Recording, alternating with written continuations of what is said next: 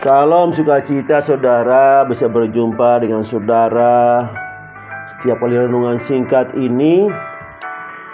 Dan Tuhan mengasihi saudara dan mengasihi kita semua. Dan kita berada pada pelajaran atau renungan singkat kita, yaitu tempat perkemahan 9, yaitu Alus, dari 42 tempat perkemahan bangsa Israel selama mereka ada di padang gurun.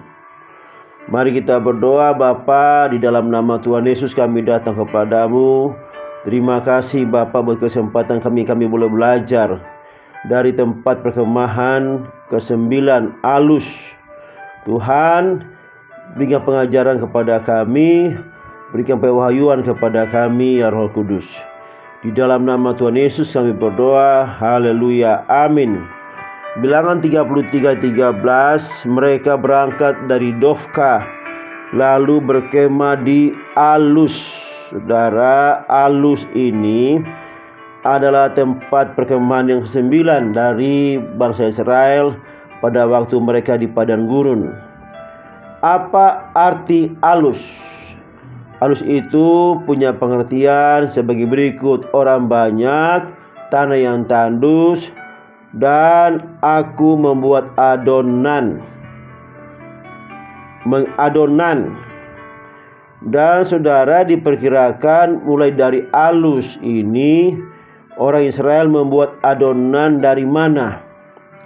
Keluaran 16:23, lalu berkatalah Musa kepada mereka, inilah yang dimaksudkan Tuhan. Besok adalah hari perhentian penuh, Sabat yang kudus bagi Tuhan. Maka roti yang perlu kamu bakar, bakarlah, dan apa yang perlu kamu masak, masaklah, dan segala kelebihannya dibiarkanlah di tempatnya untuk disimpan sampai besok pagi. Jadi diperkirakan mereka mulai membuat adonan sesuai dengan arti tempat perkemahan yang ke-9 ini, Alus, yaitu membuat adonan.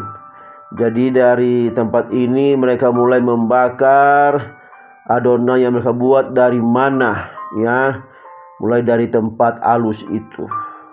Karena sebelumnya mana ini dimakan langsung, rasanya seperti rasa kue madu.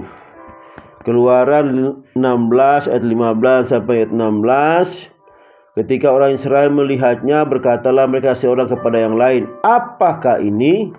Sebab mereka tidak tahu apa itu. Tetapi Musa berkata kepada mereka, inilah roti yang diberikan Tuhan kepadamu menjadi makananmu. Beginilah perintah Tuhan, pungutlah itu tiap-tiap orang menurut keperluannya. Masing-masing kamu boleh mengambil untuk seisi rumahnya segomer seorang menurut jumlah jiwa. Saudara, jadi mulai dari tempat perkemahan yang ke-9 ini, saudara, bangsa Israel membuat adonan dari mana? Dibakar atau dimasak. Saudara, dari sini kita punya pesan yang spesial buat kita. Artinya apa? Biarkanlah Tuhan membuat hidup kita menjadi adonan yang lebih baik dengan cara dibakar atau dimasak dengan api.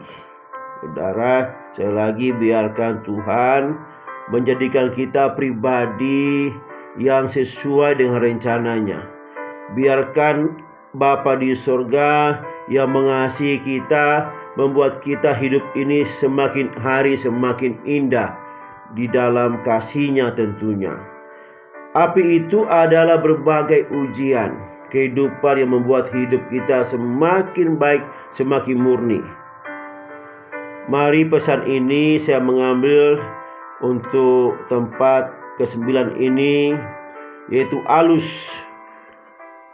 Memurnikan, membuat hidup kita sebagai adonan di tangan Allah sendiri. Dia merancang hidup kita semakin baik dan semakin baik. 1 Petrus 1 ayat 3 sampai 7.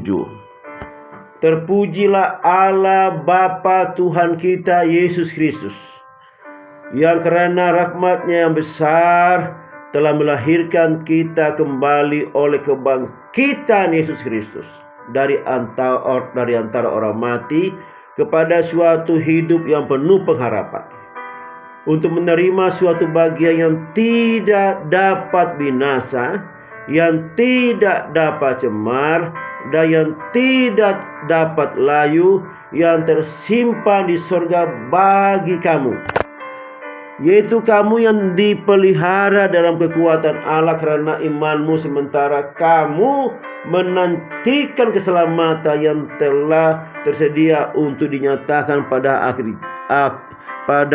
zaman akhir. Bergembiralah akan hal itu, sekalipun sekarang ini kamu seketika harus berduka cita oleh berbagai-bagai pencobaan. Maksud semuanya itu ialah untuk membuktikan, sekali lagi ayat 7, maksud semuanya itu ialah untuk membuktikan kemurnian imanmu yang jauh lebih tinggi nilainya daripada emas yang fana, yang diuji kemurniannya dengan api, sehingga kamu memperoleh puji-pujian dan kemuliaan kehormatan pada hari Yesus Kristus menyatakan dirinya. Haleluya. Terpujilah nama Tuhan kita Yesus Kristus. Saudara, kita ini orang yang binasa, mati kekal, tetapi kita dibangkitkan kembali oleh kebangkitan Yesus Kristus. Kita mati oleh karena kita berdosa. Saudara, Roma 5:8, akan tetapi Allah menunjukkan kasih-Nya kepada kita oleh karena Kristus telah mati untuk kita ketika kita masih berdosa. Saudara, Yesus telah mati bagi kita ketika kita masih berdosa. Bukan karena kita sudah kudus atau saleh, tetapi ketika kita masih berdosa, Yesus telah mati bagi kita. Dan sekarang kita memiliki hidup yang penuh pengharapan. Kita akan menerima bagian kita yang tidak cemar, tidak layu, tidak binasa, saudara. Yang Tuhan siapkan bagi kita, bagian kita yang kita terima. Oleh karena kita menerima Dia sebagai Tuhan dan Juru Selamat kita. Dan sementara kita menantikan apa yang Tuhan sediakan bagi kita, dan itu pasti kita terima. Di tengah-tengah penantian kita ini, saudara, kita ini dibentuk Tuhan, diproses Tuhan, untuk supaya kita layak menerima bagian yang Tuhan sudah tentukan bagi kita. Jadi selama kita menantikan keselamatan yang dinyatakan kelak, saudara, saat ini biarkan Tuhan memproses hidup kita, supaya pada waktu-waktu penantian ini Tuhan mengadonan, membuat hidup kita ini semakin hari semakin baik, dengan berbagai uji-ujian iman dalam hidup kita. Saudara, pada waktu kita percaya, kita punya iman, dan iman itu yang diuji oleh Tuhan. Kemurnian iman kita diuji oleh Tuhan. Apakah kita benar-benar beriman kepada-Nya, atau kita bisa saja meninggalkan Dia, saudara. Karena kita ternyata tidak punya iman yang murni. Karena pada saat-saat misalnya ada cobaan atau godaan tawaran dunia ini yang lebih baik, karena kita terdesak, baru kita meninggalkan iman kita. Kita diuji, sekali lagi iman kita diuji. Kita dibakar dengan api, saudara. Dibakar, dimasak dengan api. Itulah ujian, itulah ujian iman kita. Sekali lagi, api itu adalah pencobaan, ujian hidup kita yang tujuannya untuk memurnikan kita. Saudara, mari kita membiarkan Tuhan mengadonan kehidupan kita. Biarlah kita biarlah Tuhan mencampur aduk hidup kita. Dia sendiri yang membuat hidup kita semakin hari semakin baik dengan caranya sendiri.